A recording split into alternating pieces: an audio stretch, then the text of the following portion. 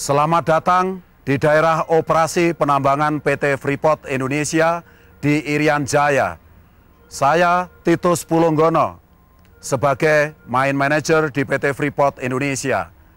Kita sekarang berada di daerah Pegunungan Jayawijaya di ketinggian sekitar 4.000 meter di atas permukaan laut.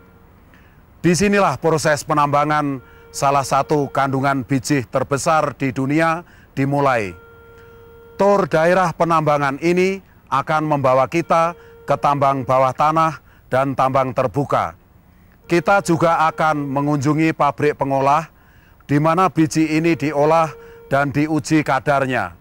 Selanjutnya, kita akan mengikuti perjalanan konsentrat menuju pelabuhan Amamapare di mana konsentrat ini dikeringkan, lalu dikapalkan menuju pabrik pelebur di berbagai negara. Sepanjang tur ini, Anda akan belajar banyak tentang daerah-daerah operasi penambangan PT Freeport Indonesia. Jika Anda menghendaki, Anda juga dapat kembali ke awal tur. Sekarang, marilah kita mulai perjalanan ini.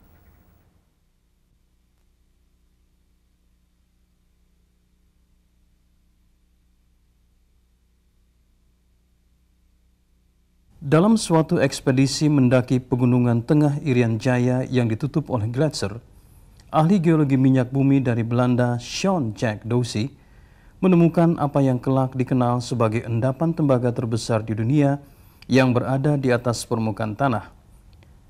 Namun besar sesungguhnya endapan tersebut baru diketahui pada tahun 1960 ketika Kepala Bagian Geologi perusahaan Freeport Silver Company, Forbes Wilson, mengadakan ekspedisi ke sana.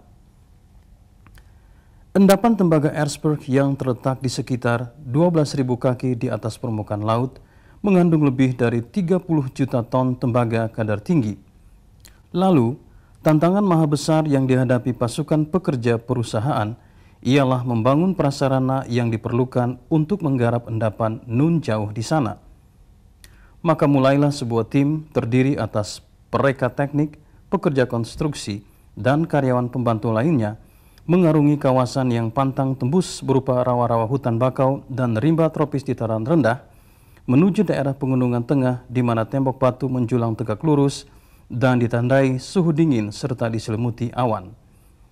Di sanalah mereka mulai membanting tulang untuk menyiapkan kawasan yang tak ramah dan jauh itu bagi apa yang menjadi pengoperasian tambang yang paling sulit di dunia.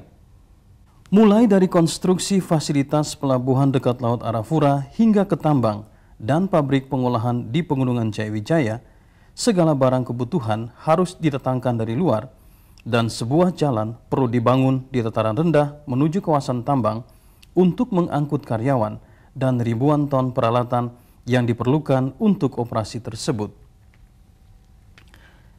Pada titik mil 68 dibangun sebuah kota, Tembagapura, yang didiami oleh para karyawan dan keluarga mereka dan menjadi pusat komando bagi pengoperasian yang bagaikan bayi yang baru lahir.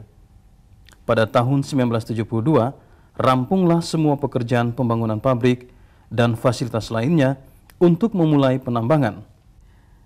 Dalam bulan Desember tahun tersebut, terjadilah pengapalan perdana konsentrat tembaga dari pelabuhan Amamapare.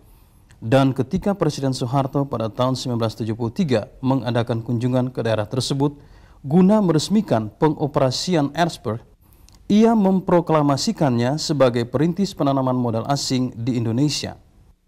Ketika Erzberg mendekati akhir usianya, usaha eksplorasi dipusatkan pada pencarian endapan lainnya demi melanjutkan operasi penambangan.